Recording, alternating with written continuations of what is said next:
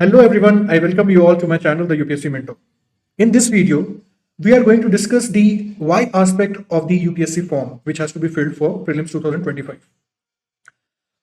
Many of you might have not given any prelims yet, and many of you might not have even filled a DAF ever. And you both type of people, you are confused that what to fill, what not to fill, and how to go about the form. तो friends इस video में हम discuss करेंगे वो important aspect जो Y वाला concern पैदा करता है। क्या फॉर्म में भरना है, नाम में क्या लिखना है, एड्रेस में क्या लिखना है, ये आप सब समझते हैं। You all are qualified enough to fill the form. I am not going to discuss about the form filling in detail, rather I will be focusing more on the important aspects which may affect your form in a way और which may affect your selection.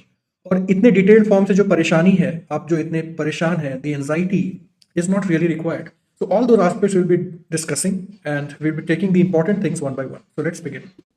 So if you look on the screen, you can see that 22nd was the date when the form was declared.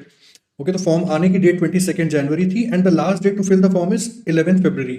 But this time is till 6 p.m. So I would recommend you all to fill the form maximum by 5th of Feb. Okay, because then it is difficult for you to get the prelim center of your own choice. तो इसलिए form को जितनी जल्दी भर सकें उतना अच्छा है. Now what major issues are there in this form, we will be just looking to them. तो एक तो इशू ये है कि DAF like details has been asked. Alright, तो many of you have never filled DAF before. आपने पहले कभी डेफ नहीं भरा है, तो आपको ये समझ में नहीं आ रहा है कि प्रीलिम्स के टाइम में डेफ को कैसे फिल अप किया जाए, because you were not prepared for this. What is this OTR, this one time registration? All right, so this one-time registration is basically a prerequisite, I would say, registration form जहाँ पे आपको अपना details देना है. और जितने भी details आप देंगे वो नॉर्मल डिटेल्स हैं आपसे. इसमें कोई बहुत ज़्यादा हैवी डिटेल्स नहीं पूछा. आपका नाम, address, phone number, email ID, all this things would be asked. Read the form very carefully and then fill step by step. Right, एक चीज इसमें याद रखने की और है कि the OTR which UPSC is asking you to fill, this OTR is one time registration. मतलब अब आप अपनी लाइफ में जो भी UPSC से रिलेटेड एग्जाम्स देंगे, चाहे वो APSC हो, चाहे ALC हो, IES भी हो, कुछ भी एग्जाम हो, वेदर वो UPSC अगर उस एग्जाम को कंडक्ट करवाती है, तो आपका ये OTR के थ्रू ही फॉर्म के आगे के प्रोसेस चलेंगे. मतलब आपको इस फॉर्म में रजिस्ट्रेशन करना होगा, आपका एक पासवर्ड होगा, एक यूजर आईडी होगा, और उसी से UPSC के रिलेटेड सारे फॉर्म भरेंगे. तो be very specific and be very cautious while filling this OTR. Alright, OTR में अगर आपसे गलती से कोई भी मिस्टेक हो जाती है, if you conduct any mistake in the OTR, then you will get only one chance. Only one chance will be provided to you to rectify that mistake, और उसको सही करने के लिए आपको सिर्फ एक मौका मिलेगा. ठीक है, तो वो एक मौके का यूज ना करना पड़े, इस चीज का ध्यान रखिएगा और अपना फॉर्म बहुत ज्यादा केयरफुली फिल करिएगा. ऑलराइट, नाउ एक ये न्यू सेक्शन आ गया है, socio economic questionnaire. Alright, now this section has also created a sort of confusion with in the students, because ऐसा क्वेश्चन कभी पहले पूछा नहीं गया. And because of previous experiences by UPSC, such type of steps have been taken. Pooja Khetkar case is very famous and you all must be aware of it. तो इसलिए UPSC ये socio economic question आपसे पूछ रहा है. एक और बहुत इंपॉर्टेंट कंसर्न है स्टूडेंट्स का कि कार्डर एंड सर्विस प्रेफरेंस कैसे देना है, because you were not prepared for filling up your cadre and service preference अभी. तो that is one of the concerns which you all having. इसमें very important thing which I want to tell you that the cadre preference need not to be filled now, you can fill it after your prelims. ठीक है, लेकिन service preference जो है, ये service preference आपको अभी fill करना होगा. मतलब अगर आप पहले IAS लेंगे कि IPS लेंगे कि IRS लेंगे, what will be your preference. ठीक है, इसमें एक चीज और है कि आपको ये सर्विस प्रेफरेंस अभी फिल तो करना है, लेकिन अगर इस सर्विस प्रेफरेंस में किसी भी तरह की मिस्टेक हो जाती है या आप इसको चेंज करना चाहते हैं, तो afterwards you can change it. Alright, say for example अभी आपने IPS लिख दिया, ठीक है, एंड आफ्टर सर्टेन मंथ्स और after talking to toppers and other people, you realise कि आपको IAS लेना चाहिए, एज बिकॉज अभी आपको ये पता ही नहीं है कि पावर्स IAS के ज्यादा हैं, काम क्या करना होगा, IPS की लिमिटेशंस क्या हैं, या रेलवे सर्विसेज इज गुड और नॉट. अभी you are not aware of this, okay, because you are just focusing on your prelims. So don't worry, अभी आपको जो भी सही लगता है उसको आप फिल कर दीजिए, बाद में इसको चेंज करने का टाइम मिलेगा आपको. So we can change it afterwards. Alright, तो अभी don't worry for those things, but yes, some information has to be given, तो थोड़ा सा कॉशियसली इसको फिल करिएगा. Now why this year form is so much in concern. ठीक है, इतना स्टूडेंट्स के बीच में ये कंसर्न, इतने वीडियोस फॉर्म के पहले कभी नहीं बनते थे। अभी you can see that every other YouTube channel which is giving the preparation for civil services is making this type of video, and that is the reason even I have to make this video. I was not ready to make it because you know form भरने में आपको अगर किसी की help लग रही है तो फिर you are not ready to you know be a officer, ठीक है, बिकॉज आप ग्रेजुएट्स हैं या तो आप ग्रेजुएट हो जाएंगे इस साल, और अगर आपको फॉर्म भरने में किसी हेल्प लग रही है तो फिर that is not worth it. This recording of video by me was needed because I wanted to focus more on the why aspect, ठीक है। why aspect है इस फॉर्म का एक, वो why aspect जो है ना वो स्टूडेंट्स समझ नहीं रहे हैं, और मैक्सिमम जगह what aspect ही डिस्कस हो रहा है कि क्या भरना है, कैसे भरना है, कितना भरना है, क्या इंफॉर्मेशन देनी है, क्या नहीं देनी है, ठीक है। बट वो इन्फॉर्मेशन क्यों देनी है is also very important to understand, because this is UPSC, and आपका फॉर्म फिल करने से लेके विदाउट प्रिपरेशन फॉर्म भरने तक, जैसे बहुत स्टूडेंट्स होते हैं जो प्रिपरेशन नहीं होता है but they fill up the form and they sit for the exam just to see that what is the level of the exam, या कितना टफ है, या आपसे होगा कि नहीं। और लेटर ईयर्स में अगर आप इंटरव्यू स्टेजेस तक पहुंचते हैं तो आपसे ये पूछा जाता है कि फर्स्ट अटेम्प्ट में क्या प्रॉब्लम आ गई थी, why it took so many attempts to clear the exam और टू रीच द इंटरव्यूज। और उस समय अगर आपने ये बोला कि फर्स्ट अटेम्प्ट में आपने ऐसे ही फॉर्म भरा था, तो that shows your very lenient attitude towards the exam, ठीक है। तो ये सारी चीजें बहुत इंपॉर्टेंट होती हैं, आपका एटीट्यूड बहुत मैटर करता है। Now UPSC is taking all the information before prelims thanks to certain cases in before which has happened, जिसके वजह से UPSC को ये informations पहले लेने पड़ रहे हैं, ठीक है। And UPSC asking for too many details, ये भी एक कंसर्न है। देखिए एक चीज बहुत सिंपल है समझने के लिए, you all must have prepared and see this is information is being gathered, है ना। तो इंफॉर्मेशन जो है ना, ये इंफॉर्मेशन बहुत सारा रैशनैलिटी लाता है, ठीक है। आपको वो कॉन्सेप्ट पता होगा थोड़ा सा psychologically, I am trying to explain so that you can be ready for why is it done so. Anxiety बहुत ज्यादा होती है स्टूडेंट्स में, वरना कि क्या रीजन है, कुछ गलत तो नहीं भर दिया, कहीं कुछ हो तो नहीं जाएगा, ये भरना चाहिए था कि नहीं। और आपको ज्ञान देने वाले भी बहुत लोग होंगे, आपके फ्रेंड्स होंगे, आपका रूम पार्टनर होगा, आपका टिफिन वाला, सब कोई आपको समझा रहा होगा। बट एक चीज समझिए कि इन्फॉर्मेशन जो होता है ना वो रैशनैलिटी लाता है। आपने ये टर्म सुना होगा, बाउंडेड रैशनैलिटी, ठीक है। बाउंडेड रैशनैलिटी क्या होती है कि when you are not been able to take a rational decision, and that decision you are not been able to take because you have less information. तो आपके पास इन्फॉर्मेशन जितना कम होगा ना, आप उतना रैशनल डिसीजंस लेने के लिए इनकेपेबल हो जाएंगे। तो हो सकता है कि फ्यूचर में यूपीएससी कोई बड़े चेंजेस करना चाह रही हो, पैटर्न में कुछ बदलाव करना चाह रही हो सरकार, कुछ चेंजेस, तो that anything might be possible, okay. So to come up with that possibility UPSC is trying to accumulate और gather as much information as it can. दूसरी चीज, जब इन्फॉर्मेशन आप देते हैं ना तो उससे रैशनैलिटी आती है, और इन्फॉर्मेशन से ना ट्रांसपेरेंसी भी आती है ना। Information also leads to transparency. Now we have seen that last year जो इशू हुआ था, पूजा केटकर केस जो हुआ था, जितना भी जो, तो उसमें ये ट्रांसपेरेंसी वाला एक बहुत बड़ा इशू था कि UPSC was unaware of many facts which later were discovered, ठीक है। तो this can be one of the reason that why UPSC is asking for so much of details. और इन डिटेल से घबराना नहीं है, you are going to a public service and all your details should be there in the public. That is the major reason why this much of information is being asked. धीरे धीरे आराम से इसको आप फिल कर सकते हैं, कोई बहुत प्रॉब्लम वाली बात नहीं। अब अगर इसमें आते हैं कि मेन क्या क्या सेक्शंस हैं जो कि आपको इसमें फिल करना है, तो एक तो बहुत इंपॉर्टेंट है this OTR application. Alright, OTR application, do not do any mistakes here. यहाँ पे कोई गलती मत करिएगा, क्योंकि you will get only one chance to rectify the mistakes, but forget about this chance. आपको ओटीआर सही से भरना है। फोन नंबर भी वो रखना है जो फोन नंबर आपका लाइफ लॉन्ग रहेगा। हो सकता है वो फोन नंबर आप अपने पेरेंट्स का दे सकते हैं, या ऐसा फोन नंबर दे सकते हैं जो कभी चेंज नहीं होगा, कभी बंद नहीं होगा, बिकॉज बाद में प्रॉब्लम नहीं आना चाहिए कि आज आपने एक ऐसा नंबर यूज किया जो कि फ्यूचर में आप बंद कर देंगे फॉर सर्टेन रीजंस, तो फिर यूपीएससी आपसे कोऑर्डिनेट नहीं कर पाएगा। इसमें ईमेल आईडी भी है, ईमेल आईडी भी आपको देने हैं, 2 alternate email IDs has to be given which will be used for all the future references. Then is coming your application form. देखिए एप्लीकेशन फॉर्म तो हर एग्जाम में भरना पड़ता है, वो एप्लीकेशन फॉर्म इस एग्जाम में भी वैसे ही भरना है। जो आपसे डिटेल्स मांग रहा है उस डिटेल्स को आप प्रॉपर्ली फिल कर दीजिए। इससे ज्यादा एप्लीकेशन फॉर्म में और कुछ नहीं होगा, जो पहले भी था एप्लीकेशन फॉर्म में वही आज है, थोड़ा डिटेल्स एडेड है बस, that's it. Now your DAF and your socio economic factor, now this is something which is important.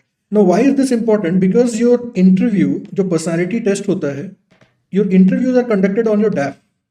UPSC के पास में इससे अलावा और कोई इंफॉर्मेशन नहीं होता है। जो बोर्ड आपका इंटरव्यू लेता है उसके सामने आपका डैफ ही होता है। On the basis of what this डैफ UPSC starts the interaction with you basically, ठीक है। एक चीज और समझने का है कि आपका जो डैफ है ना दैट इज यूनिक, माने your DAF is yours, okay. Current affairs is same for everyone, polity is same for everyone, जो स्कीम्स गवर्नमेंट लाई है दैट इज फॉर एवरीवन, वो सबका सेम रहेगा, उसमें कोई डिफरेंस नहीं है. But to understand your personality in a much detailed manner, this detailed analysis form which is called your DAF is there. तो अपने डैफ में जो इन्फॉर्मेशन होनी चाहिए ना, वो बहुत ऐसी होनी चाहिए जिससे कि इंटरव्यू हमारे फेवर में रहे, ना कि हमारे अगेंस्ट जाए.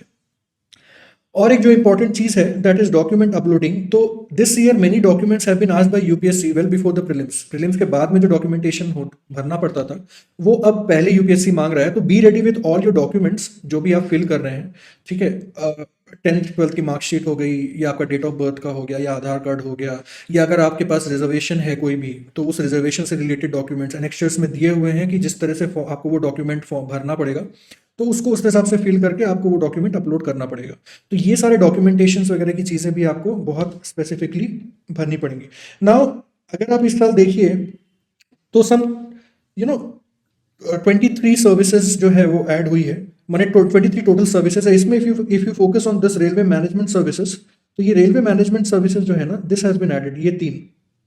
ठीक है, पहले it was not railway management services, ऐसे 3 डिवाइडेड नहीं होते थे. बट इसमें अगर आप देखेंगे तो Indian railway management services group A ये ऐसे था. अभी क्या कर दिया है, ट्रैफिक, पर्सनल और अकाउंट्स ऐसे अलग अलग कर दिया. तो 23 टोटल सर्विसेज हैं. ओके, तो इसमें आपको सर्विसेज फिल अप करना है कि आपका प्रेफरेंस क्या होगा, which service you will be preferring for the first preference, second में क्या, थर्ड में क्या, फोर्थ में क्या. इस पे बहुत ज्यादा अभी मैं डिटेल वीडियो नहीं बना रहा हूँ because that will be a wastage of time. Prelims के लिए प्रिपेयर करना is more important right now. तो इसमें आप अपने प्रेफरेंस के हिसाब से you can fill up the cadre, fill up the services. But remember group B के सर्विसेज को एकदम लास्ट में भरिएगा, बिकॉज अगर आपने ग्रुप ए की सर्विसेज के लिए अच्छी रैंक लाई और अगर आपने ग्रुप बी को पहले प्रेफरेंस में रखा तो भी रैंक अच्छी होने के बावजूद आपको ग्रुप बी की सर्विसेज अलॉट कर दी जाएंगी. तो इफ स्पेसिफिकली अगर आपको कोई ग्रुप बी की सर्विस जैसे डैनिप्स या डैनिक्स अगर नहीं चाहिए तो फिर आप ग्रुप ए की सर्विसेज को पहले फिल करिए, उसके बाद में ग्रुप बी की सर्विसेज को फिल करिएगा. ऐसा जैसा मैंने पहले बताया कि ये सर्विसेज प्रेफरेंस बाद में भी you can change, so don't worry, whatever you feel like you can fill. And after the prelims और before the mains I'll do one thing, that I have my brother, my sister-in-law, my uncle, my grandfather, they all are into the service, they all are in the services, IAS, IFS. तो मैं एक काम करूंगा, my friends are there in the services, तो I'll do one thing, that top 5-6 services के ना हर officer के साथ I'll be making one video so that the experience of the services can be given by those officers who are currently in the services. ठीक है, तो वो ज़्यादा अच्छे से बता पाएंगे कि कौन से सर्विसेज में क्या चैलेंजेस हैं और क्या पावर्स हैं, क्या आप कर सकते हैं सोसाइटी के लिए. So in that case you will be in a better position to decide that which services suits you.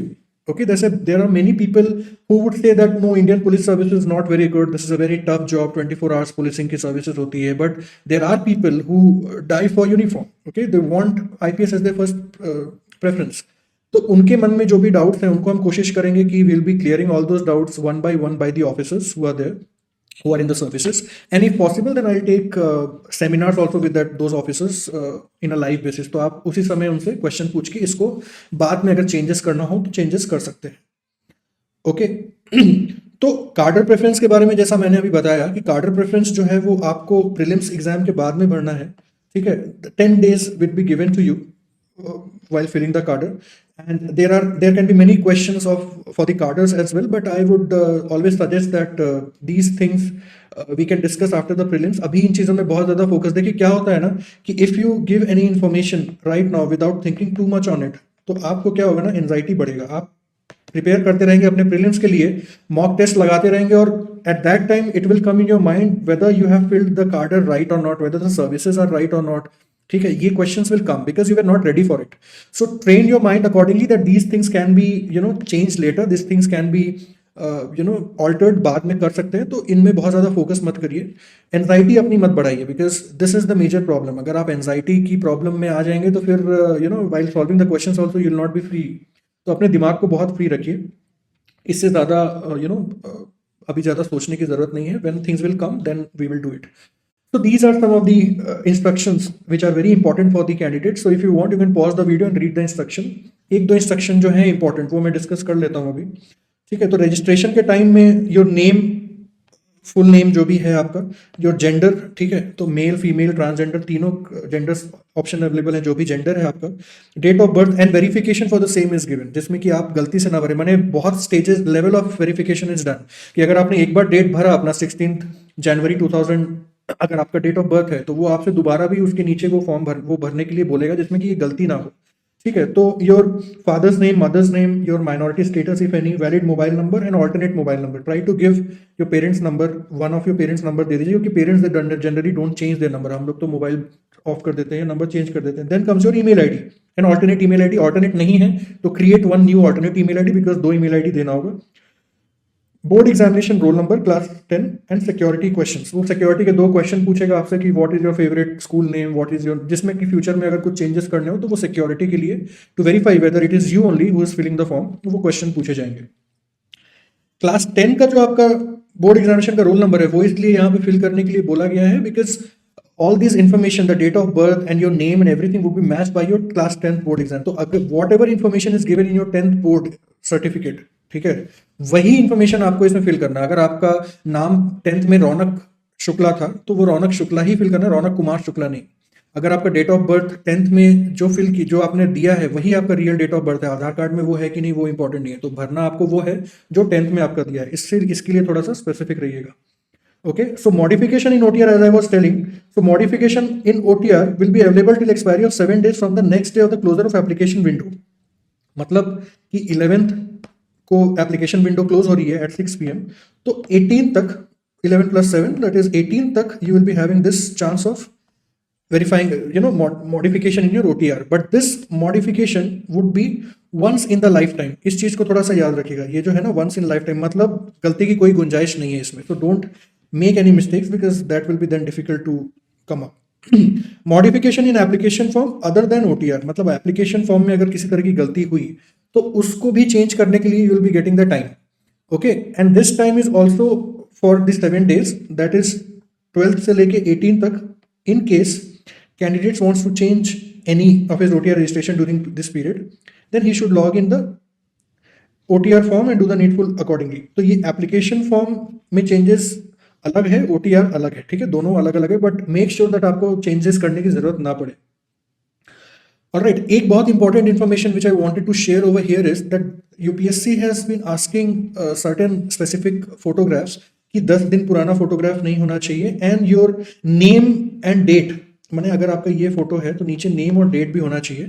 Photo आपकी टोटल साइज ऑफ दी जो इमेज होगी उसमें से 3/4 में आपका फोटो होना चाहिए, ठीक है, your face should be there, और उसके नीचे आपको अपना नाम लिखना है और उसके नीचे जिस डेट को ये फोटोग्राफ ली गई थी वो लिखना है। नाउ सी अगर आपने फोटो रिसेंट ली है या आपके पास फोटोग्राफ लेने का ऑप्शन है देन इट्स ओके, आप घर पे भी किसी स्क्रीन के वाइट स्क्रीन के सामने अपने फोन से लेके you can create this thing, ठीक है। तो don't take too old photo and don't try to fool UPSC, क्योंकि अगर बहुत पुराना फोटो हुआ और वो मिसमैच हुआ आपके करंट लुक के हिसाब से तो that can be a problem, ठीक है, that may create a problem. So make sure that the way in which you will be appearing for the examination, if you keep your beard, if you shave, if you are, okay with that, कि अगर आप full clean shave करते हैं या आप beard रखते हैं तो जिस condition में आप exam देंगे उसी condition में आप प्लीज photograph लीजिएगा। और इसको घर पे भी किया जा सकता है, ठीक है। You can go to this website image.pi7.org, so here you can just upload your photo like this, okay, and then अपने फोटो के नीचे आप अपना नाम और डेट जिस दिन ये फोटो ली गई है वो सारी चीजें ऐड कर सकते हैं। तो don't go here and there, बाहर जाके करवाने का टाइम वेस्ट करने की जरूरत नहीं है, ये घर पे आपके ऑनलाइन हो जाएगा। नाउ ये personal information, address, parental information, इसमें क्या क्या पूछ रहा है बेसिकली वो मैं बता रहा हूँ बस। Educational information, employment information, read all the things very carefully. I am not going to discuss all the form कि ये सारी चीज़ें कि इसमें क्या भरना है क्या नहीं भरना है। अब जैसे एम्प्लॉयमेंट इन्फॉर्मेशन है, इसमें ये है कि if you are employed somewhere तो you have to intimate your employer that आप ये एग्जाम दे रहे हैं और आपको उसके लिए एक सर्टिफिकेट वो देते हैं या वो इन्फॉर्मेशन। अगर फ्यूचर में आपका एम्प्लॉयर बोलता है कि नहीं आई वॉज नॉट इन्फॉर्म तो your form can be cancel, ठीक है। यूपीएससी एग्जाम इन्फॉर्मेशन पूछ रहा है कि आपने पहले यूपीएससी का कोई एग्जाम दिया है क्या, आपने उसको क्लियर किया है क्या, वो डिटेल्स पूछ रहा है। जो डिटेल्स जैसे पूछ रहा है उसको वैसे दे दीजिएगा, बस उसमें और ज़्यादा कुछ डिस्कस करने का नहीं है। And then photo and signature upload, ठीक है, that I have told you. Achievements, prizes, hobbies, medals etcetera, ये सारी चीज़ें थोड़ा सा इंपॉर्टेंट हो जाती हैं। तो इसमें आप वो चीज़ भरिएगा जो चीज़ सच हो, if you are not having any achievement और if you have not got any prize, no problem with that. ठीक है, ऐसा नहीं है कि if you have not got any prize then you can not be an officer. There are officers who have failed in their class 10th class 12th, ठीक है, and then they have made into the services. तो this is just an information which UPSC is taking. इससे आपके selection में कोई बहुत ज्यादा effect नहीं हो जाएगा कि आपको कोई मेडल नहीं मिला तो आप सिलेक्टेड नहीं होंगे, या आपकी कोई अगर स्पेसिफिक हॉबी नहीं है, don't leave gaps over there. But achievement में ये मत लिखिएगा कि you have got first prize in 7th class rangoli competition. Those that is not achievement, that can making rangoli can your hobby. तो अचीवमेंट ऐसा हो जो कि एटलीस्ट डिस्ट्रिक्ट लेवल में या स्टेट लेवल में या नेशनल लेवल में अगर है या फिर कॉलेज में आपने कोई सेमिनार वगैरह या एनीथिंग लाइक दैट, ठीक है, तो those achievements will be counted which you get in your professional career. मतलब प्रोफेशनल मतलब आप जब ग्रेजुएशन में भी हैं या उसके पहले भी कोई ऐसा अचीवमेंट है तो वो आप मेंशन करिए। छोटे छोटे अचीवमेंट्स की कॉलोनी में सिंगिंग कंपटीशन में फर्स्ट आए, वो अचीवमेंट नहीं है, ठीक है। तो उस तरह से मेडल्स नहीं मिले कोई बात नहीं, सबको मेडल नहीं मिलता। स्कूल में देर आपको याद होगा 5-6 बच्चे ही ऐसे होते थे जिनको सारे मेडल्स मिलते थे। तो if you have not got any medals that is not a very big problem. Uploading your supporting documents, not document uploading is important. तो इसको थोड़ा सा स्पेसिफिकली देखिएगा कि आप जो डॉक्यूमेंट अपलोड कर रहे हैं वो उस फॉर्मेट में है कि नहीं जिस फॉर्मेट में आपसे मांगे जा रहे हैं। Extra curricular activities, again your sports, NCC etcetera, position of leadership in school and college, interest and hobbies etcetera. जैसा मैंने बताया ये सारी चीजें डैफ में इंपॉर्टेंट होती थी। और डैफ में ये चीजें क्यों मांगी जाती थी? बिकॉज आपका जो एटीट्यूड है या जो आपका इंटरव्यू है उसमें जो कन्वर्सेशन है ना वो स्टार्ट करने के लिए these things are important, these things are asked to understand what personality and what type of person you are.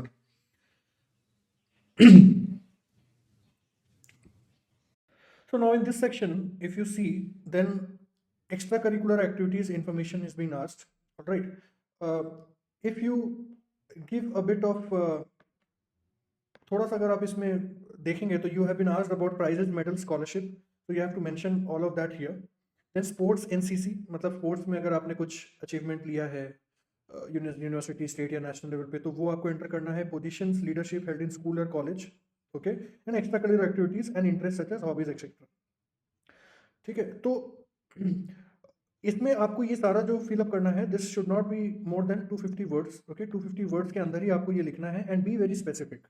Don't write anything, थोड़ा सा I will explain, because you have to understand that why UPSC is asking these things. क्या मतलब UPSC के पास इतना time है कि वो आपके इन चीज़ों पे बहुत ज़्यादा फोकस करके देखेगा कि टाइम वेस्ट करेगा, पढ़ेगा? लेकिन नहीं, क्योंकि बोर्ड के पास में ये इन्फॉर्मेशन जाता है डैफ, and on this basis what information you are given in your DAF, board starts to interact with you. Okay, so you have this one moment where you can convert the board in your favor, because whatever you write over here, all right, हो सकता है कि you have participated in several things, और sports या NCC में अगर आप थे तो स्पोर्ट्स में अगर आपने मान लीजिए शूटिंग में कोई आपने अचीवमेंट किया है, या आप एनसीसी में थे and your preference is IPS, okay, so that will be in your favor because you have love for physical activities and then you are choosing to be an IPS officer. ठीक है, तो ये थोड़ा सा उस तरह से हेल्प कर जाती है आपको। Prizes, medals, scholarships, prizes and medals अगर किसी में अचीवमेंट आपका है यूनिवर्सिटी, स्टेट, नेशनल में, तो यू कैन राइट। अगर नहीं है तो नॉट रिक्वायर्ड। ऐसा नहीं है कि अगर आपके पास इसमें से कुछ अचीवमेंट नहीं है तो आपको उसमें कोई फॉर्म की वजह से आपके सिलेक्शन में कोई प्रॉब्लम आएगा। ठीक है, position, destruction leadership, that is again to show whether you are born leader. आप माने you will be a good leader when you are given certain powers, or you are a good leader before as well. तो वो चीज़ थोड़ा सा इसमें affect करती है। if you have certain extracurricular activities in your favor then definitely that helps. Okay, then distinction in leadership के बाद में extracurricular activities, interest and hobbies.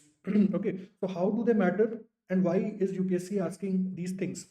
ये थोड़ा सा एक बार समझ लेते हैं। देखिए इंफॉर्मेशन का इंपॉर्टेंस क्या है, what is the importance of these details. First is that why you have been asked to fill this details. ठीक है, पहला तो कि आप जो डिटेल्स फिल अप करेंगे, ठीक है, ये डिटेल्स से UPSC will get a start to the conversation. ठीक है, कि UPSC will start the conversation with you. Why they want to start the conversation? Because they want to understand your attitude, कि how do you perceive things, how you decide on things, आप कैसे चीज़ों को select करते हैं, कैसे reject करते हैं, आपका एटीट्यूड क्या है, बिहेवियर क्या है। ठीक है, तो attitude will be known to them once they start the conversation. ठीक है, अब आपने मान लीजिए कोई एक हॉबी डाली, ठीक है, you have, say for example, you have selected any hobby.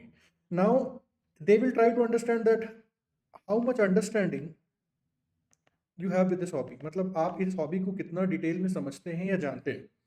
उससे क्या होगा, अगेन जितनी अंडरस्टैंडिंग होगी आपकी, वो आपका एटीट्यूड आपकी हॉबी की तरफ भी दिखाएगा कि आप अगर कोई हॉबीज है आपकी तो उसको आप कितना क्लोजली अंडरस्टैंड करते हैं, कितना आप उस पर डिटेल्ड नॉलेज रखते हैं, कितना आप उसको प्रैक्टिस करते हैं, उसके बारे में आपने कितनी रिसर्च की है, कितनी स्टडी की है। That basically shows your attitude even towards your hobby. ठीक है, तो वो आपकी पूरी पर्सनैलिटी एक जो है वो रिफ्लेक्ट होती है उससे। ठीक है, तो whether you have done any sort of practical or theoretical understanding about the hobby, say for example now अगर आपकी हॉबी है listening music, all right, now listening music is a general term, but अगर आप ये लिखते हैं कि listening to Carnatic music, ठीक है, then वो एक specific hobby हुई।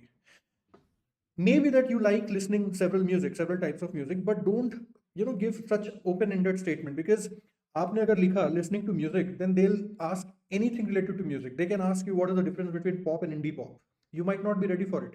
तो आप जो डिटेल्स इसमें फिल कर रहे हैं उसको थोड़ा सा स्पेसिफिक रखने की कोशिश करिए। Okay, the details need to be specific. Why specific? क्योंकि स्पेसिफिक रहेगा तो you will be able to prepare for them. Specific जैसे कर्नाटिक म्यूजिक के बारे में आप पढ़ सकते हैं, जान सकते हैं, ठीक है, बट अगर ओवरऑल म्यूजिक ओपन एंडेड रह गया तो there are different type of music which is particularly not been, you can't be able to understand or learn or read about all the type of music. Just say for example, I kept singing as one of my hobbies, which is also true. I love singing, so I deliberately kept it so that अगर board मुझसे बोलता है to sing a song, then that is something which is positive for me.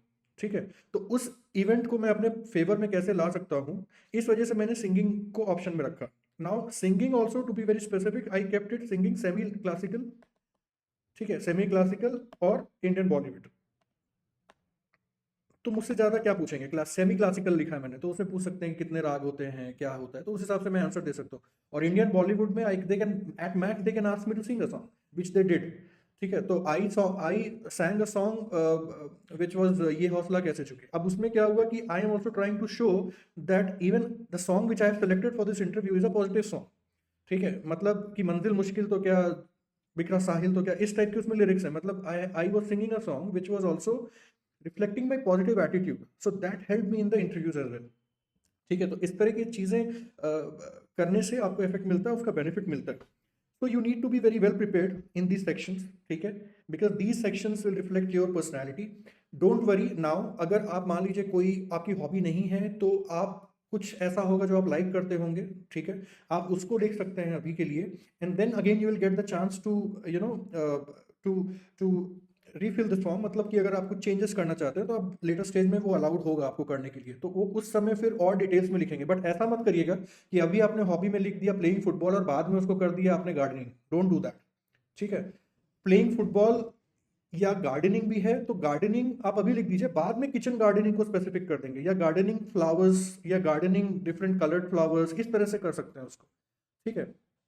जैसे agriculture आपने लिख दिया तो वो ओपन एंडेड हो गया। Horticulture if you are writing then that is more specific, ठीक है। तो उस हिसाब से स्पेसिफिक जो हम उसमें फिल कर सकते हैं वो बाद में हम एडिट कर सकते हैं, बट जो आपकी हॉबीज हैं आप ब्रॉडली उनको अभी मेंशन कर दीजिए if you are not prepared. ये उन लोगों के लिए मैं कह रहा हूँ, those people who have not filled their DAF earlier. अगर आपने पहले डैफ भरा है और आप अगर इस बार भर रहे हैं तो definitely try to keep the same things which you have added until unless you have made something very significant change between filling of two DAFs, नहीं तो आप फिर वही डैफ रखिएगा, ठीक है। तो ये कुछ रीज़न थे जिसके लिए आई वाज टेलिंग यू कि आपको थोड़ा सा स्पेसिफिकली फिलअप करने की ज़रूरत है। उसका रीज़न यही था कि क्यों स्पेसिफिक रहने की ज़रूरत है, ठीक है। इसमें अब आप देख लीजिए एक्स्ट्रा करिकुलर एक्टिविटीज़, इंटरेस्ट, ये सब आपको भरना है। Then family owns any of the following assets, अगर इसमें से कुछ ट्रू है वो घर में बात कर लीजिएगा, डोंट फील खुद से ही। कई बार होता है कि we don't know about what our parents are having and what properties they have, size क्या है घर का, या कोई एग्रीकल्चर लैंड है कि नहीं, तो पता करके तब फिल करिएगा, क्योंकि मिस्टेक्स ना हो तो बेटर है, ठीक है। Then languages, Indian language information, what language including Indian language can you read, write और स्पीक, गिव पर्टिकुलर्स, ठीक है। तो या तो कोई लैंग्वेज आपको पढ़ना लिखना आता हो, या जैसे मान लीजिए आपको 5 लैंग्वेजेस आती हैं या 3 लैंग्वेजेस आती हैं, English, Hindi, may be you can say Sanskrit, may be you can say German, may be you can say Bengali और एनी रीजनल लैंग्वेज। हो सकता है कि किसी रीजन में आप रह रहे हैं, say for example you are staying in Bengal but you are not a Bengali, तो you might know how to speak Bengali and you might understand Bengali but you might not be able to read and write in Bengali. ठीक है, तो उस case में वैसे specific आपको इसमें fill करना है एंड सेव कर देना है। दूसरा एक जो बहुत बड़ा कंसर्न है सोशियो इकोनॉमिक सेक्शन को लेकर कि ये क्वेश्चन यूपीएससी ने क्यों पूछा। ठीक है, तो पहले तो ये समझ लेते हैं कि इस सेक्शन का क्या बहुत ज्यादा यूटिलिटी है और क्यों पूछ रहा है। तो as you can see over here, the socio economic section के जो क्वेश्चंस आपसे पूछे जा रहे हैं ये पहली बार इंट्रोड्यूस किया है, जिसमें कि इतना डिटेल में पूछ रहा है। इतना डिटेल में पूछने का रीजन भी यही है कि यूपीएससी ने ये मेंशन किया है कि they are asking these details because they want to keep it for their research purpose. But still you know we can not take UPSC asking anything very lightly. हो सकता है कि रिसर्च प्रोसेस में या research purpose के लिए UPSC ये question आपसे पूछ रहा है, बट यूपीएससी कोई चेंजेस करना चाहता है जिसमें कि ये कैंडिडेट्स का इनपुट चाह रहा है। ठीक है, now it is well mentioned by UPSC that it has no impact on your selection process। ठीक है, तो सिलेक्शन प्रोसेस में कोई इंपैक्ट नहीं होगा, मतलब ये वाला जो आपका डिटेल्स है this will not be available with the board, this will be with the UPSC only. Board को शायद ये इन्फॉर्मेशन ना जाए। ठीक है, तो interview board will not have this detail. तो डोंट थिंक कि अगर आप इसमें कुछ भी लिखते हैं ऐसा मेंशन करते हैं तो क्वेश्चंस काउंटर क्वेश्चंस आपसे उस बारे में पूछा जा सकता है। Say for example if you are writing that, जैसे इसमें एक क्वेश्चन है अगर कि what suggestions you have for UPSC and you write that UPSC should remove optional subject, there is a buzz about this कि भाई ऑप्शनल क्रिएट्स इंडिफरेंस। ठीक है, स्केलिंग का प्रॉब्लम होता है, तो हो सकता है कि you think of it and there is nothing wrong in it. या आपका जो सजेशन ये हो सकता है कि those people who have cleared their mains once, या जिन्होंने इंटरव्यूज दिया है उनको वापस प्रीलिम्स में आप मत फंसाइए, जस्ट अगले साल से उनको आप मेंस का एग्जाम देने दीजिए, directly they can write the mains. You can have several suggestions like this which make sense, have particular justification for it in your mind. ठीक है, यूपीएससी आपसे हो सकता है ना पूछे, लेकिन आप जो भी भर रहे हैं दैट कैन हैव इम्पैक्ट और that can bring a change in UPSC pattern may be in the coming futures. ठीक है, तो किसी भी चीज को लाइटली नहीं, सोच के समझ के उसको भरिए। बट हाँ, इससे रिलेटेड यूपीएससी के पास इंफॉर्मेशन नहीं होगा, this has been mentioned, but this can be a possibility, then the board can ask you कि what have you mentioned in socio economic section, आपने क्या लिखा है। और अगर आपने उस समय कुछ झूठ बोलने की कोशिश की या कुछ अलग कहने की कोशिश की तो that will reflect in your body language. ठीक है, and UPSC will try it's best कि आपके इंटरव्यूज में आपके कंफर्ट लेवल को वो तोड़ने की कोशिश करेंगे। तो इसीलिए उस चीज में मत ना फंसते हुए हमें जो जो हम महसूस करते हैं, whatever we think is right and whatever we feel from UPSC और whatever changes we want, we can mention those things. And UPSC has mentioned that it is only used for UPSC research purposes। ठीक है, now this is again maybe that there are some changes which are coming। ठीक है, and changes एक बहुत important हमने good governance में या ethics में भी पढ़ा है, what is that, that is people's participation। ठीक है, तो policy बनाने में people's participation is something which is very important। Who knows that UPSC is trying to make you all participate in this process so that any further changes can be done। ठीक है, तो उस हिसाब से इसको रखिएगा और उस हिसाब से इसको फिलअप करिएगा। दूसरा एक और फैक्टर है, वो भी मैं अभी बताऊंगा कि क्यों यूपीएससी ने इतने क्वेश्चन। पहले देख लेते हैं कि किस किस टाइप के क्वेश्चन इसमें यूपीएससी ने पूछे हैं सोशियो इकोनॉमिक क्वेश्चन में। तो you can see here place of birth is been asked. ठीक है, then place you had most of your school education. ठीक है, then place of residence after completing, then father guardian during the last 15 years, वो कहाँ रह रहे हैं। तो बेसिकली ये हो सकता है यूपीएससी ये फाइंड आउट करने के कोशिश कर रहा है कि जो कैंडिडेट्स यूपीएससी के एग्जाम्स को फिल कर रहे हैं या जो मेंस या प्रीलिम्स तक जा रहे हैं या जो इंटरव्यूज तक जा रहे हैं सॉरी, या जो सेलेक्ट हो रहे हैं, what is their background basically, are they coming from rural area, from urban area और फ्रॉम 3 टायर सिटीज और फ्रॉम विलेजेस, क्या है ऐसा। हो सकता है यूपीएससी ये समझने की कोशिश कर रहा हो सकता है ये समझने की कोशिश कर रहा हो कि क्या अगर पेरेंट्स विलेज एरिया से हैं या रूरल बैकग्राउंड से हैं तो उसकी वजह से स्टूडेंट्स को प्रिपेयर करने में दिक्कतें आती हैं या नहीं। जैसे से फॉर एग्जांपल अब कनेक्ट करके देखते हैं एक बार, सोशियो इकोनॉमिक क्वेश्चन में आपसे ये पूछा गया और आपसे यहाँ पे ये पूछा जाता है कि आपकी हॉबीज क्या है। ठीक है, now it can be possible that if you are living in a village okay and you are from a poor background, ठीक है, तो आपको इतना टाइम ही नहीं मिला कि आप अपनी कोई हॉबी को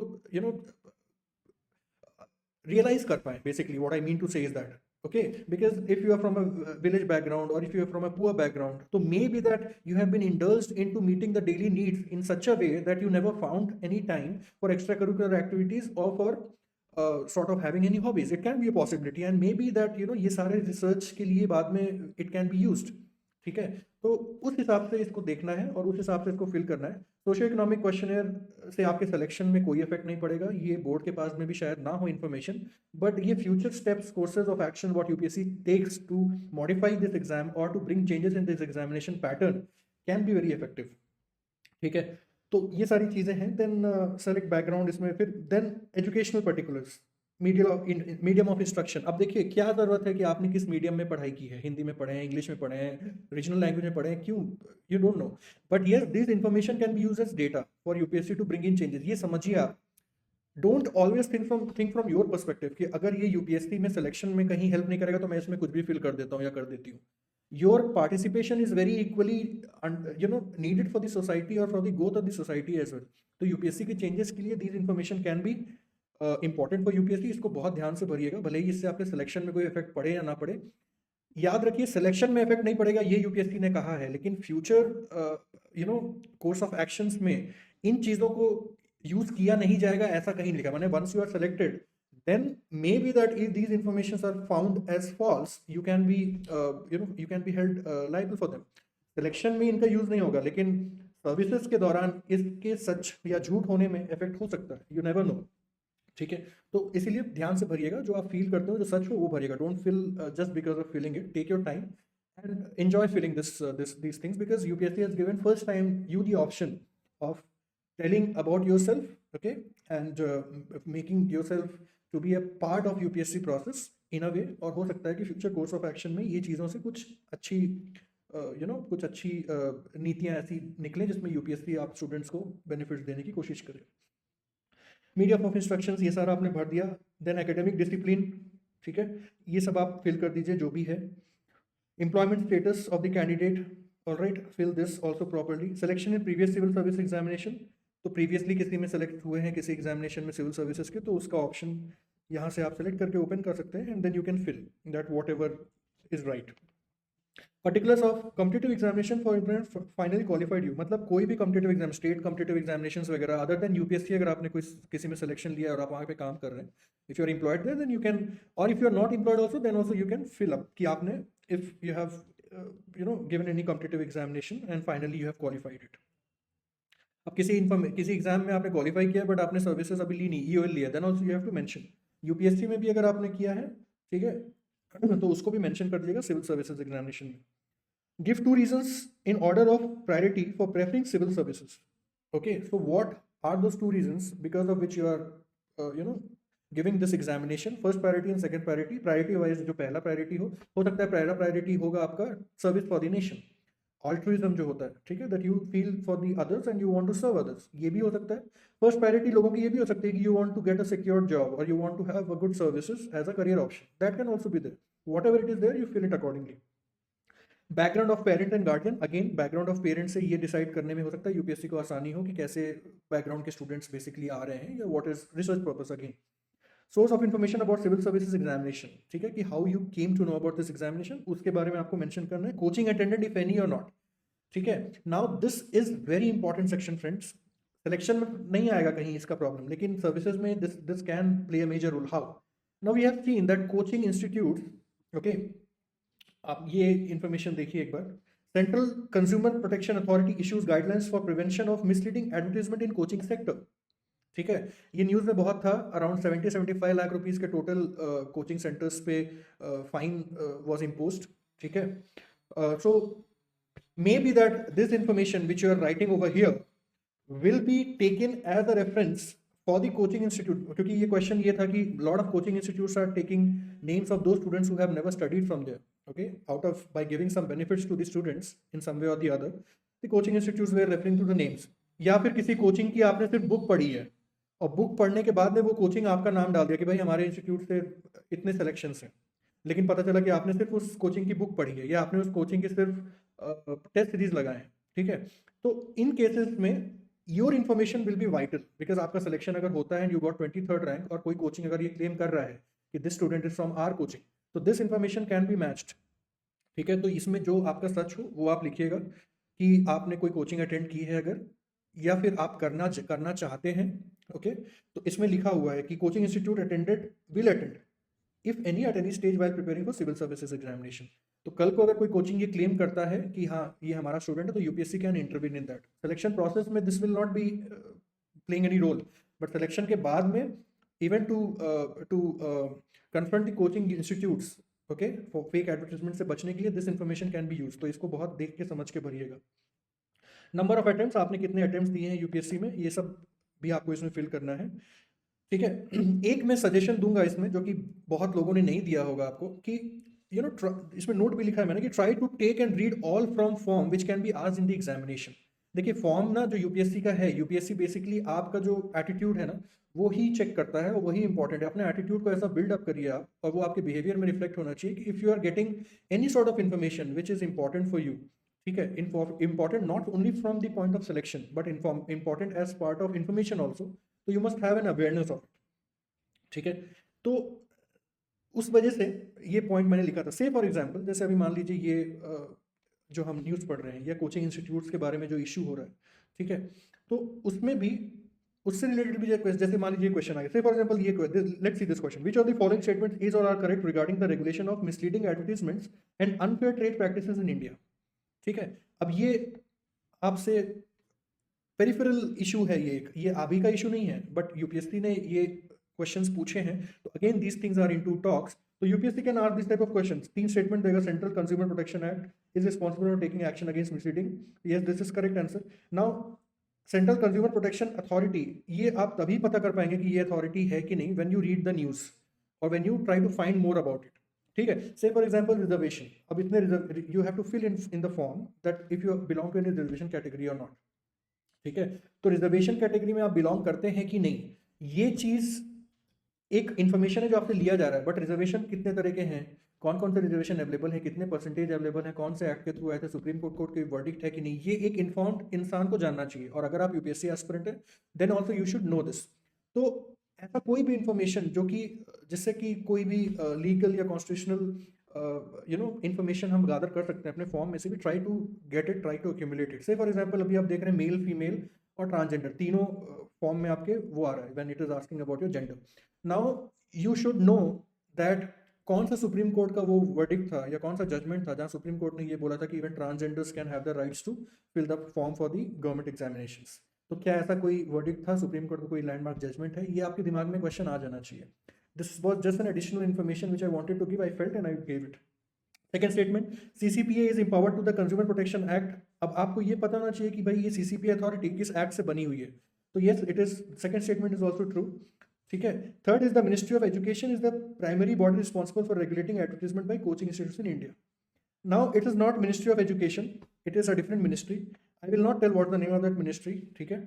आप खुद जाके फाइंड आउट करिए कि कौन सी मिनिस्ट्री है जो ये रिस्पॉन्सिबल है। तो according to this question, if this type of question is asked, correct answer will be A1 and 2 only, ठीक है। ये एक एग्जांपल था, दिखाना था, बट मिनिस्ट्री कौन सी ये आप फाइंड आउट करिए और कमेंट में आप प्लीज मेंशन करिएगा। नंबर ऑफ अटेम्प्ट्स, देन उसके बाद में आपने कितने दिए, जैसा मैंने पहले बताया, civil services mains examination, number of times appeared so far, ये सब इन्फॉर्मेशन जो भी सच है वो आप डाल दीजिए। ऑप्शनल सब्जेक्ट आपका क्या होने वाला है, ऑप्शनल सब्जेक्ट याद रखिएगा चेंज नहीं होगा बाद में, तो जो ऑप्शनल आप अभी फिल कर रहे हैं keep that only. Then previous CSC examination में क्या आपने कोई दूसरा ऑप्शनल सब्जेक्ट लिया था, अगर दूसरा लिया था तो वो जो ऑप्शनल आपने पहले लिया था वो आप फिल कर दीजिए, अगर नहीं है तो इसमें डायरेक्ट नो कर दीजिएगा। Whether optional subject opted by you in the present examination is the same as different from you have studied in college university. अब ये भी एक इन्फॉर्मेशन देगा यूपीएससी को कि क्या स्टूडेंट जो बैकग्राउंड से आते हैं उसी बैकग्राउंड को अपना ऑप्शनल सब्जेक्ट चूज करते हैं या वो ऑप्शनल चेंज करते हैं अपना। So they just want to understand that what kind of mindset the students are having and what are the famous optionals which students are taking in, which they have also studied in their coach college. तो हो सकता है कि future में अगर कोई एक optional set, एक सब्जेक्ट पेपर ऐसा रख दिया, जैसे for example law, now law and human rights can be a paper which is added and वो सबके लिए कॉमन पेपर रहेगा just like ethics and other paper. तो ये देखने के लिए कि कौन से स्टूडेंट का बैकग्राउंड क्या है, हो सकता है ये टाइप का क्वेश्चन आपसे पूछा हो। Please give specific suggestion if any brief to improve the civil service examination with regard to syllabus, examination system, personalities, etc. 200 word में आपको लिखना है। You can also, अब इसमें आप मेंस का आंसर मत लिखने लगेगा कि introduction, body and conclusion, just point wise you can mention to give maximum suggestions and to include the minimum of the words, ठीक है, तो इसमें आप पॉइंट वाइज 1 2 3 4 करके दे सकते हैं, आपको जो भी सजेशंस लगते हैं कि यूपीएससी में देना हो। डेफिनेटली इसमें उन लोगों के सजेशंस ज़्यादा अच्छे आएंगे जिन्होंने पहले एग्जामिनेशन दिया है, और else they have reached the stages of interviews and mails, so they can understand that what should be done. Even if not, then also you can suggest UPSC if you want to give any suggestion. Okay, अब important information जो एक था, जो मैं देना था चाहता था, जो यहाँ पे मैंने इसका स्लाइड भी बनाया है, the commission has provide a window of 10 days after the declaration of result of civil services preliminary examination. तो प्रीलिम्स एग्जामिनेशन होने के बाद में 10 दिन का एक विंडो मिलेगा जहां पे आप अपना कार्डर प्रेफरेंस दे सकते हैं। ठीक है, all the qualified candidates will mandatory fill the cadre preference along with the fee of 200 for admission into civil services mains examination. तो सिविल सर्विसेज प्रीलिम्स आपने जब क्लियर कर लिया, उसके बाद में कार्डर प्रेफरेंस देने के लिए रिजल्ट आने के बाद 10 दिन का आपको टाइम मिलेगा जहां आप अपना कार्डर का प्रेफरेंस दे सकते हैं। तो प्रीलिम्स का रिजल्ट आने के बाद कार्डर प्रेफरेंस आपको फिल करना है। अब ये सारी चीज़ें पहले नहीं थी, पहले ये बाद में लिया जाता था, बट प्रीलिम्स के ये चीज़ें इसलिए ऐसा किया गया है कि अर्लियर द डॉक्यूमेंटेशंस, जो डॉक्यूमेंटेशन आपसे अभी मांग लिए जा रहे हैं प्रीलिम्स में, ठीक है, तो वो पहले प्रीलिम्स क्लियर होने के बाद में मांगे जाते थे, बट अब डॉक्यूमेंटेशन आपसे सब प्रीलिम्स के पहले मांगे जा रहे हैं। तो आपका प्रीलिम्स के पहले थोड़ा सा काम बढ़ गया है, but it is good. After prelims you will not be having too much of stress to you know do the documentation work and all, उसको आप अभी कंप्लीट कर लीजिए। और इसके लिए thanks to Pooja Khedkar ma'am, जिन्होंने बहुत सारा मिस इन्फॉर्मेशन प्रोवाइड किया और यूपीएससी को ये स्टेप लेना पड़ा। Now, Commission also have provided a window of 15 days from the date of declaration of result of written parts of civil services. ठीक है, अब मेंस का एग्जामिनेशन क्लियर होने के बाद में भी आपको 15 दिन का टाइम मिलेगा। तो इसमें क्या है, बेसिकली जो students, all those students who are getting graduated this year, earlier what used to happen that after the prelims examination only you have to submit the documentation which proved that you are a graduate.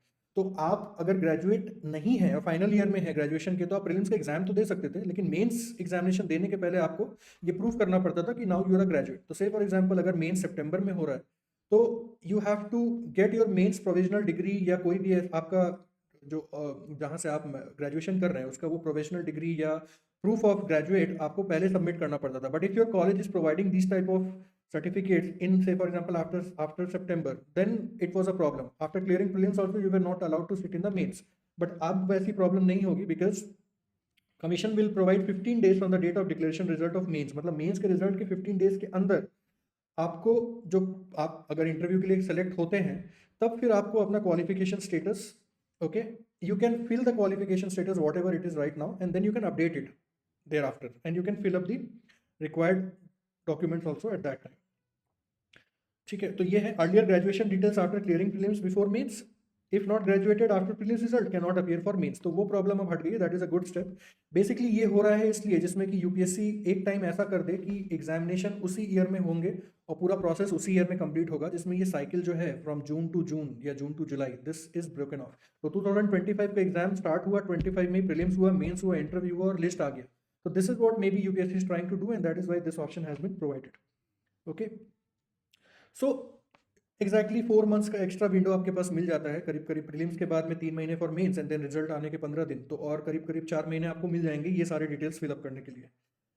Now the candidate should also note that under no circumstances they will be allowed to change optional subject Indian language paper and medium of examination if they have already included in their field online civil services form. तो optional subject आप बाद में change नहीं कर सकते, जो आपने optional की तैयारी की है वही सब्जेक्ट रखिएगा। इंडियन लैंग्वेज पेपर, जो भी लैंग्वेज पेपर आप ले रहे हैं, ठीक है, एक्सेप्ट ऑल दोस नेपाल से, सिक्किम से, वो जो भूटान से, उनके जो एक्सेप्शन है, बाकी जो स्टूडेंट्स हैं उनको जो इंडियन लैंग्वेज पेपर लेना है वो अभी सेलेक्ट कर लीजिएगा, बाद में चेंज नहीं होगा। एंड मीडियम ऑफ एग्जामिनेशन, कि आप किस मीडियम में एग्जामिनेशन देना चाहते हैं, ये भी you have to select right now. Be very cautious with this, इसमें कहीं कोई गलती मत करिएगा। At last I just want to tell you that जो भी आप डिटेल्स प्रीलिम्स के टाइम पे अभी फिल कर रहे हैं उसमें बहुत ज़्यादा मत सोचिएगा अगर उसका चांस आपको मेंस के टाइम पे फिल करने के लिए मिलेगा, बिकॉज अभी अगर आप उसको फिल करते हैं बहुत ज़्यादा डिटेल्स में सोच के, तो definitely if you are given a chance to update it, you will definitely update it thinking that कि शायद कुछ और एडिशन कर दूं, शायद फॉर्म को और बेटर कर दूं। तो इस वजह से वो दोबारा एडिटिंग में आप जरूर जाएंगे। तो अभी बहुत ज़्यादा उसमें फोकस होके बहुत ज़्यादा टाइम वेस्ट मत करिए, don't waste too much of your time, just give the information which can not be changed properly, and the cadre preferences and services allocation और ये सारी जितनी चीज़ें हैं जो बाद में चेंज हो सकती हैं, इनको हम एक बार बाद में फिर से रिवाइज करेंगे as I have promised you. So you should not worry about potential problem. ठीक है, a bridge will be crossed once it is reached. तो इससे होगा ये कि आप अपने प्रीलिम्स पे प्रॉपर्ली फोकस कर पाएंगे, और आप ये मत सोचिए जो आपने फिल कर दिया या जो आप फिल कर सकते हैं आप फिल कर दीजिए, बाद में उसको एडिट कर लेंगे. Don't give false information, but detailed information you can give later also. So that is what basically I wanted to tell and share in this video. And as I've told you that a special video by the officers, I'll be bringing that out in my channel, which will be by the selected officers, IAS, IPS, IFS, IAS, IRS, IRTS, जितने हैं, revenue, railways, सबके साथ I'll be doing one individual videos, who will share the officers will share their details and their experiences about the services. And then some sort of seminar also can be conducted where you can ask the questions with that officers directly. All right, students, so thank you for this video, and I hope that you subscribe the channel, share it to maximum students. And this is the Telegram channel. ये scanner है, इसको आप scan कर लीजिए, और अगर किसी type का भी कोई भी क्वेश्चन है which you can ask, as the name suggest, the UPSC mentor. So I am your mentor for your journey, for your UPSC civil service examination. So whatever experience I have, I will be trying to share with you. And till that time, all the best for your preparation. I'll be getting in with lot of videos also for your prelims examination. So stay tuned to the channel, and thank you for the video. Have a nice day. Bye.